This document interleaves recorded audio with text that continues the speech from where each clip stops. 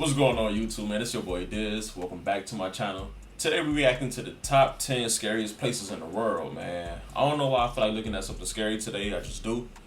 But shit, let's get to the video. Factsverse presents the top 10 scariest places in the world.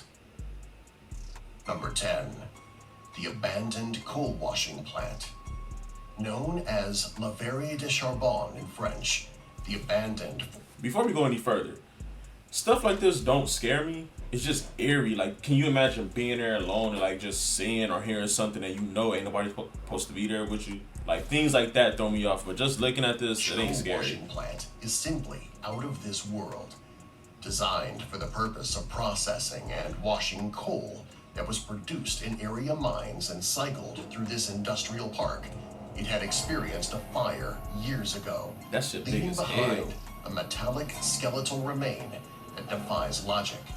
Incredibly dirty, any person who enters has to throw their clothes away due to the smell. A death trap by any stretch of the imagination. What does it smell like? The coal washing plant is an incredibly scary place to be lost in. Abandoned Gulliver's Travel Park. Childhood is often a time of discovery, excitement, and innocence. I would love to live there. With places specially dedicated to kids, we associate some objects and things like adventure or theme parks with them. When these places begin to fall into disrepair, like with the abandoned Gulliver's Travel Park in Japan, truly unsettling places are created. In fact, the abandoned Gulliver's Travel Park in Japan takes this a step further. Gulliver's Travels are all about an individual exploring the unknown and coming across large and small things alike. Because of this, the park is filled with imagery and objects that are wildly blown out of proportion. But can we get another visual? Because that's not scary. The Murney Now this Diamond is like one of my biggest fears, man. Goddamn sinkholes and all that, bro. Hell no. Can you imagine you sitting up here, like, say for example, right now, I'm making this video, right? Goddamn sinkhole come, everything is over. Everything is over. Like, it's creepy. Diamond mining is incredibly challenging. Despite theoretically high levels of diamonds in the crust, they are typically at depths that are far beyond our ability to reach with modern technology. Damn, is that When they are a little closer to the surface, we find ways to get to them. With this in mind, the Murney Diamond Mine represents our attempt to find and extract diamonds. Murney Diamond Mine is an inactive mine in Siberia that is completely open. Look how big What makes that it among shit the is. scariest places on the planet is that it is a circular hole that delves more than 1,700 feet. It has a diameter of about 3,900 feet as well, making it massive. When That's a big viewed ass from hole. the air, it looks like a massive hellmouth, just waiting to eat everything that comes. The hole creates powerful downward currents that suck nearby helicopters in, killing their crew. What the hell? When viewing from the side, the Murney Diamond Mine looks like a massive, endless hole into the center of the earth. When looking down, all you see is blackness for more than 1,000 feet. Bro, hell no. That's Number out. 7. The Red Sands Seaports.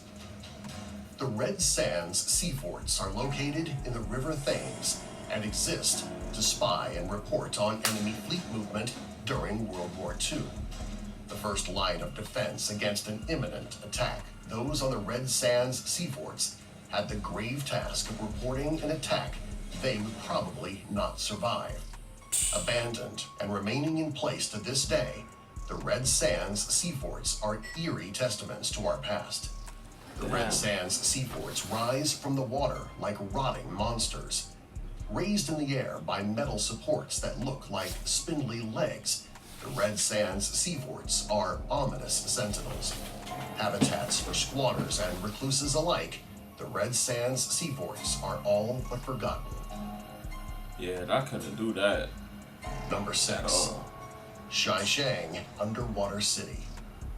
When conjuring a city coming from out of the depths, we often consider Atlantis, or other fabled cities that have been... Wait, this is weird and off topic, but am I the only one when I go to the beach and everything, I can step on something and think it's like just the end of the world, and like it could be a piece of seaweed and I think I'm stepping on a baby octopus and it freaks me out. Like, I'm weird as hell, bro. ...to time and find themselves beneath the waves. In China, there are cities and villages that have been lost, caused by natural disaster as well as economical expansion and renewal. These underwater habitats remain eerie vestiges of those places we once called home. That shit is weird. Structures more than 400 years in age are still relatively intact, and divers are constantly finding new things. Among it all, however, are the discarded relics of the past, haunting to any person who views them today.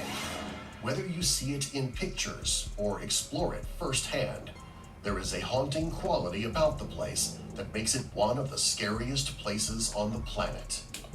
Boy, I was about to say, hell no, I'm about to turn this video off. Sanzi UFO houses. I ain't going, hell no. Constructed in New Taipei City, Taiwan in 1978, the Sanzi UFO houses were a bold move towards an experimental pod-shaped architecture.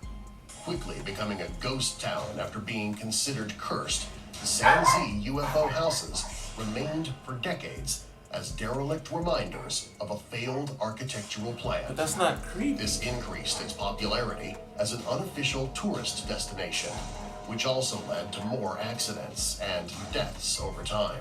But that's not Eventually, creepy. the Sanzi UFO houses were bulldozed in 2008, leaving behind piles of rubble and broken architecture. They're just like some stupid ass houses. Number 4. Like The power plant IM. Built as the largest coal-burning power plant in all of Belgium, the power plant IM has fallen into disrepair.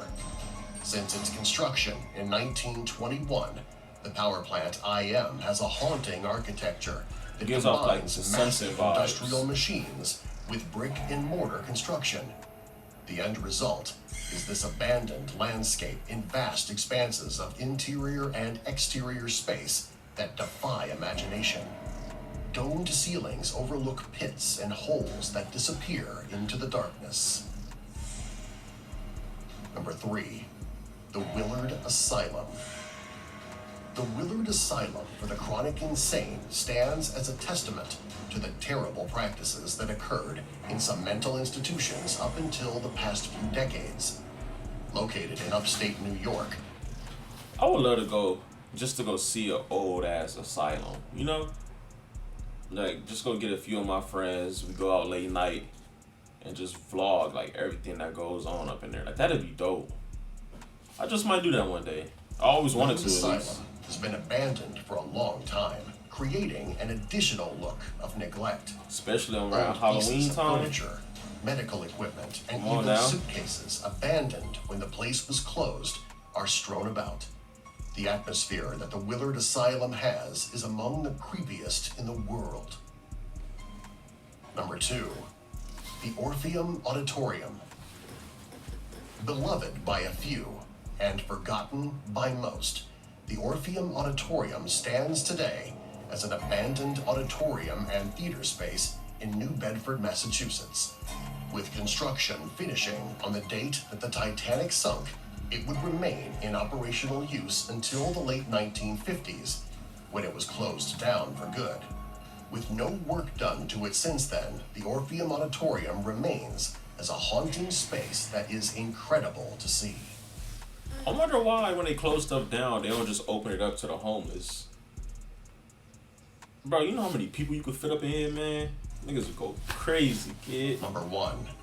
Christ of the Abyss. Yeah, that's creepy. I ain't gonna hold Created you. as part of an art exhibit in 1965, 3 statues of Christ were sunk to the bottom of the Mediterranean Sea. Copies were made, and one was sunk off the coasts of Florida. Massive in scale, they tower over any person scuba diving around them and remain utterly surreal when surrounded by the whiteness of the ocean floor. Damn. Subscribe Alright, for more. Alright, man. I hope y'all enjoyed today's video, man. Be sure to subscribe and comment down below on some more videos you would like to see me react to. And until next time, man, stay safe.